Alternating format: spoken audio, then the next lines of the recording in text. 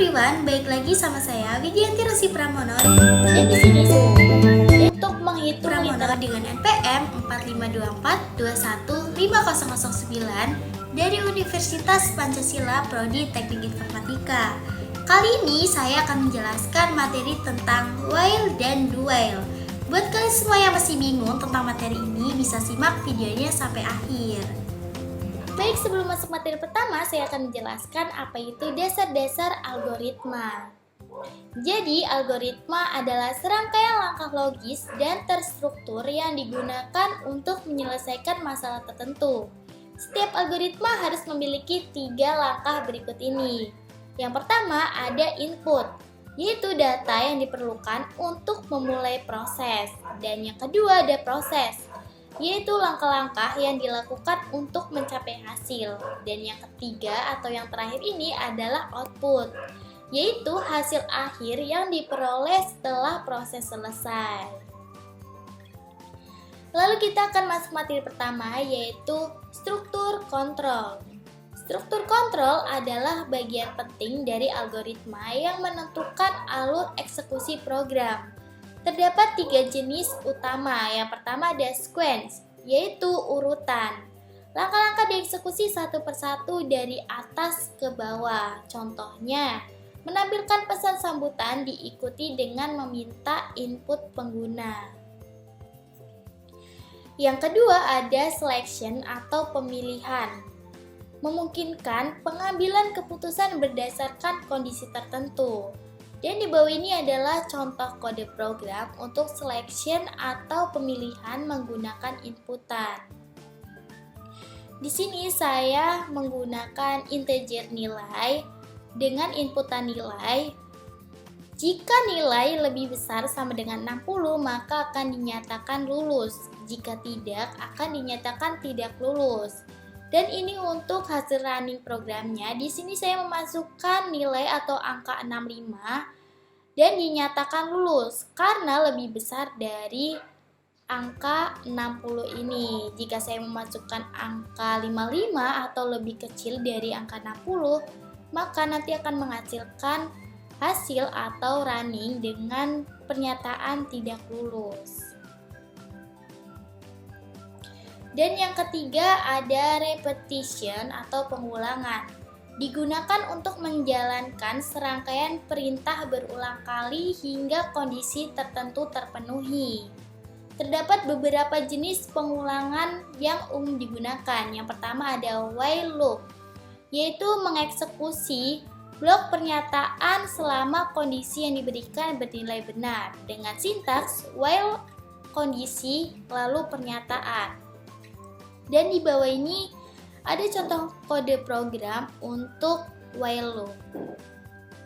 Di sini saya memasukkan integer dengan i sama dengan 1 dan memasukkan while dengan kondisi i lebih kecil sama dengan 5. Lalu memasukkan pernyataan i++ dan akan menghasilkan running 1, 2, 3, 4, 5. Karena i-nya itu 1 dan tidak lebih besar dari 5, jadi akan berhenti di 5 itu. Dan yang kedua ada do while loop. Mirip dengan while sebelumnya, tetapi selalu menjalankan blok pernyataan setidaknya sekali sebelum memeriksa kondisi. Sintaksnya do, pernyataan, while lalu kondisi. Kalian bisa lihat untuk kode program di bawah ini, saya memasukkan Z sama dengan 2, lalu Z++, yaitu pernyataannya yang menyatakan akan mengulang angka tersebut, yaitu while-nya atau kondisinya Z lebih kecil sama dengan 12, dan ini untuk hasil running-nya. Di sini ada 2 sampai 12 karena kita memulai angkanya itu dengan 2, yaitu Z sama dengan 2. Z lebih kecil sama dengan 12, jadi menyatakan sampai dengan angkanya hanya sampai 12 ya teman-teman. Next, yang keempat ada nested for loop. For loop di dalam for loop digunakan untuk pengulangan yang lebih kompleks. Contohnya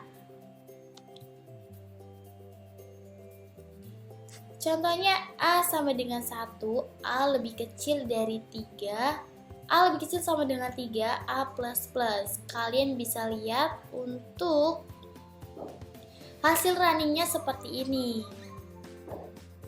Dan di sini saya akan menjelaskan flowchart dan psikot dari kode program sebelumnya. Yang pertama ada flowchart dan yang pertama ada kode mulai atau proses dimulainya kode program tersebut. Dan yang kedua ada inisialisasi A sama dengan 1, yaitu variabel A diinisialisasi dengan nilai 1. Ini menandakan awal dari loop pertama, teman-teman. Yang ketiga ada A lebih kecil sama dengan 3. Memeriksa apakah nilai A kurang dari atau sama dengan 3. Jika iya, program melanjutkan ke langkah berikutnya, dan jika tidak, program bergerak ke langkah akhir atau selesai. Dan yang keempat ada inisialisasi B sama dengan 1.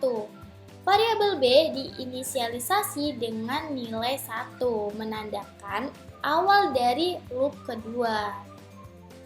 Dan yang kelima ada apakah B lebih kecil sama dengan 2, yaitu memeriksa apakah nilai B kurang dari atau sama dengan 2. Jika iya, program melanjutkan atau menghitung hasil perkalian tersebut.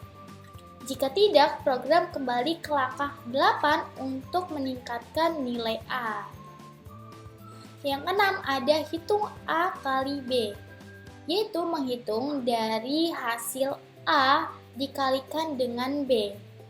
Yang ketujuh ada cetak hasil. Di sini mencetak hasil perkalian A dan B ke layar.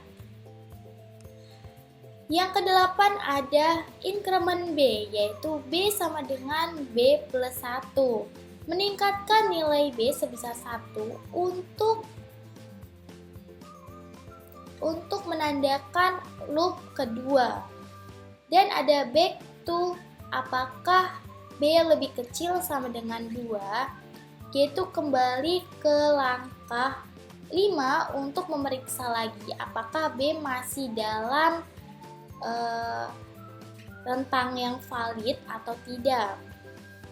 Dan selanjutnya jika tidak akan kembali ke increment A. Setelah loop kedua selesai, nilai A ini ditingkatkan sebanyak 1 untuk literasi berikutnya dalam loop pertama, dan kembali lagi ke apakah A lebih kecil sama dengan 3. Dan kembali lagi ke sini. Jika ke langkah 3 untuk memilih apakah A masih dalam rentang yang valid atau tidak. Dan selanjutnya saya akan menjelaskan psikot.